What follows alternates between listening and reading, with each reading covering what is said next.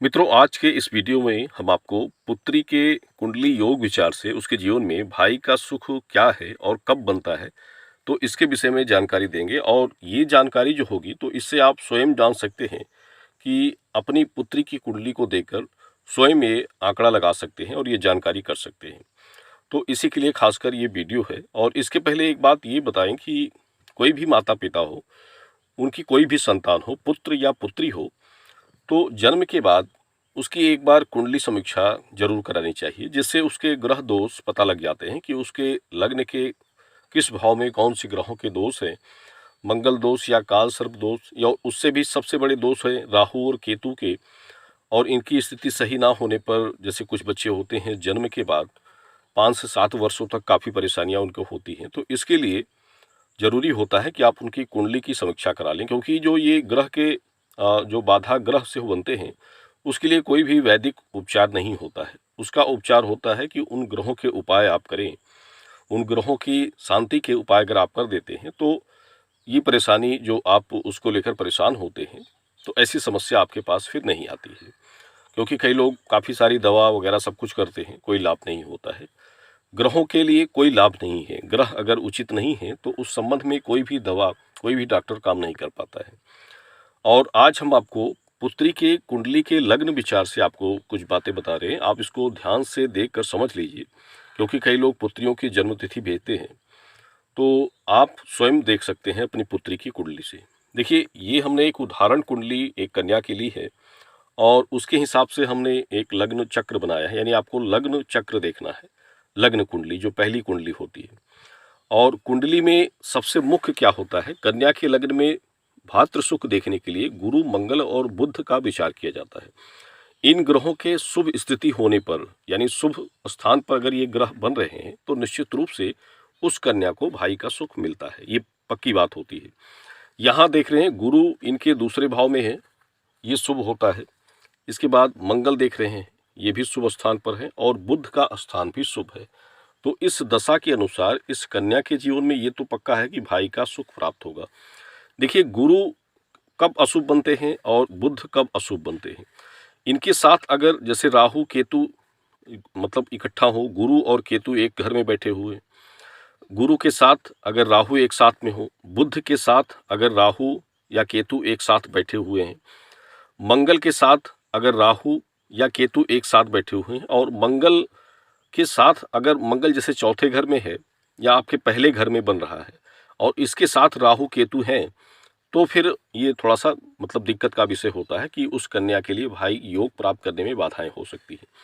मंगल यहाँ आप देख रहे हैं, ये 9वें भाव में है और बुध के ऊपर जा रहे हैं, तो इसका मतलब है कि इससे कोई इनको नुकसान नहीं होगा भातृ सुख में। हालांकि इनके धन व्यय में कुछ परेशानियां हो सकती हैं। और इसके बाद सबसे बड़ी बात होती है कि कन्या के लग्न के अगर दूसरे भाव में या तीसरे भाव में, दूसरे भाव में, कन्या के लग्न में दूसरे भाव में या लग्न में इनकी दशा, राहु केतु की दशा स्थिति हो या स्वयं ये बैठे हुए, तो भातृ सुख में बाधा होती है। राहु चौथे भाव में और केतु का 10वें भाव में होना भी शुभ नहीं होता। जैसे राहु यहाँ चौथे भाव में हो और केतु 10वें भाव में हो, तब भी अशुभ दृष्टि बनाते हैं। लग्न में राहु केतु या शनि बैठे हो, तब भी अशुभ दृष्टि बनाते हैं। और ऐसी दशा में वो जो जो बच्चा होगा, जो कन्या होगी, वो अल्प बुद्धि से मतलब कमजोर, कम लोगों के साथ बैठना उठना होगा, क्रोधी होगी, जिद्दी स्वभाव की हो सकती है, और शरीर से दुर्बल या रोग अवस्थाएं भी कुछ हो सकती हैं। ऐसे जातक के लिए वो कन्या होगी या पुत्र होगा, लेकिन ये समस्या उसके साथ होगी। अब आपके लिए मुख्य बात हम आपको बता दें कि जैसे आप कुंडली में ये देखना चाहते हैं कि मतलब भाई का योग कब उसके लिए बनेगा, तो बुध की स्थिति पहले आप देखिए कि बुध कहाँ है। उसके बाद आपको मंगल की स्थिति देखनी होती है, फिर गुरु की स्थिति देखनी होती है। यहाँ बुध आप देख रहे हैं दूसरे नंबर पर है, मंगल तीसरे अंक पर है। दूसरे अंक देखें आप, ये अंक के हिसाब से आपको देखना है, और गुरु 8वें अंक पर है। देखिए, हर लग्न कुंडली में अंक बदल जाते हैं, मतलब ये तो एक उदाहरण दिखा रहे हैं, लेकिन जितनी भी लग्न कुंडली आप देखेंगे सब में अलग अलग अंक होगा। तो जिस अंक पर बुध है वो पहला वर्ष होता है, यानी उसको पहला मान के चलिए। जैसे कन्या का जन्म देखें 2 वर्ष 11 माह हो चुका है, तो बुध यहाँ 2 यानी 2 वर्ष आप इसको मान लीजिए। अब यहाँ 2, 3 और 8 वर्ष, यानी कन्या के जन्म के बाद 2, 3 और 8 वर्षों के मध्य में मतलब उस कन्या को भाई का सुख प्राप्त होना चाहिए। इसके बाद आपको नक्षत्र और योग देखने होते हैं। देखिए, ये 27 में 16 नक्षत्र और 27 में 16 योग हैं। तो ये शुभ योग हैं जो कन्या जन्म के लिए शुभ माने जाते हैं, भातृ सुख के लिए शुभ माने जाते हैं। तो आप ये देख लें कि आपकी कन्या का जन्म इन योग नक्षत्रों में हुआ है या नहीं, ये भी आपको देखना जरूरी होता है। और इनके भी चरण होते हैं, जैसे आप यहाँ देखेंगे ज्येष्ठा तीसरा चरण है इस कन्या का जन्म का, तो ये चरण भी आपको देखे जाते हैं। और हर माह में जैसे बच्चे जन्म लेते हैं तो माह के हिसाब से चरण में परिवर्तन होता है, जैसे पहला चरण, दूसरा चरण या तीसरा चरण या फिर चौथा चरण, 4 चरण होते हैं। तो इनमें महीने के जन्म के अनुसार चरण बदलते हैं। तो ये मुख्य योग हैं। इन योगों में अगर कन्या जन्म लेती है, नक्षत्रों में जन्म लेती है, तो सबसे बड़ा मूल विषय होता है कि उसको भाई का सुख प्राप्त होगा। इसके बाद दशा भोग स्थिति देखी जाती है। जैसे आप यहाँ देख रहे हैं, बुध इसकी मतलब राशि स्वामी है, नक्षत्र स्वामी है बुध इसके। तो बुध का नक्षत्र स्वामी होना भी, जैसे गुरु नक्षत्र स्वामी हो, बुध नक्षत्र के स्वामी हो, या फिर मंगल नक्षत्र के स्वामी हो, या शनि भी नक्षत्र के स्वामी होते हैं, तब भी कन्या को भाई का सुख प्राप्त होना चाहिए। और ये होता है क्योंकि हमने अभी तक बहुत सी कुंडलियाँ देख रहे हैं, आप यहाँ बनाकर पहले भी लोगों को दी है। ये इतनी सारी कुंडलियाँ हैं और भी कुंडली बनाकर हमने दी है। और जितनी भी कुंडली हम लोगों को बनाकर देते हैं तो सभी हम अपने पास रखते हैं। तो कई लोग कुंडलियाँ बनवाते हैं पुत्रियों की, ये जानकारी के लिए, और उसके साथ उसके भाग्य फल के बारे में भी हम आपको बताते हैं कि उसका ग्रहों के हिसाब से उसके जीवन में धन, शिक्षा, व्यापार, पढ़ाई लिखाई, नौकरी, विवाह क्या उसके लिए क्या उचित है, कब सही रहेंगे, ये सभी कुछ हम आपको कन्या हो या पुत्र हो सभी के विषय में बताते हैं कुंडली की पूर्ण व्याख्या करने के बाद।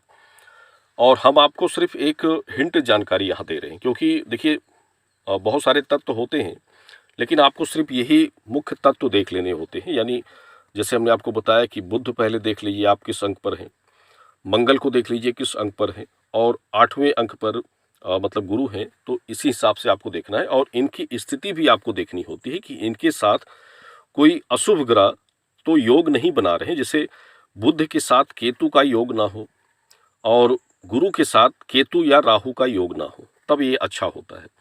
ये अकेले होने चाहिए। ज़्यादातर ये बुध जो है, या तो इनके साथ मैत्री ग्रह, शुभ ग्रह, सूर्य जैसे इनके साथ शुभ ग्रह हैं, और गुरु के साथ चंद्र भी शुभ ग्रह बन रहे हैं, तो निश्चित रूप से ये जो कन्या है इसको भाई का सुख जरूर मिलेगा, और 2 से 8 वर्षों के मध्य में ही मिलेगा। आप देखिएगा जिनकी भी ये कुंडली होगी तो उनको हम बता दे रहे हैं। और इसके बाद बाकी शेष जैसे जानकारियाँ जो होती हैं तो वो और भी विचार किए जाते हैं, नक्षत्र देखे जाते हैं, और उसके बाद योग देखे जाते हैं। योग मतलब बहुत कुछ कुंडली में देखा जाता है, लेकिन ज़्यादा कुछ आप नहीं, सिर्फ इतना ही आप देख लीजिएगा कि इन ग्रहों की स्थिति क्या है और ये किस अंक पर हैं, तो उस हिसाब से आप देख सकते हैं। और बाकी अगर आप जानकारी स्वयं लेते हैं और हमारे माध्यम से लेते हैं तो उसके लिए हम आपको इस प्रकार की जैसे कुंडली होती है, तो इसी पर कुंडली बनाकर पुत्री की आपको व्हाट्सएप के माध्यम से इसकी फ़ोटो हम भेजते हैं। कुंडली डाक या बीपी से नहीं भेजते हैं, सिर्फ फ़ोटो देते हैं। थोड़ी सी शुल्क आपको इसके लिए जमा करनी होती है, तो आपको हम इसकी जानकारी भेज देते हैं। और स्वयं आप जिसे नहीं लेना चाहते हैं तो आप स्वयं, इसका तरीका हमने आपको बता दिया है, और इस तरीके के हिसाब से आप ये जानकारी स्वयं प्राप्त कर सकते हैं।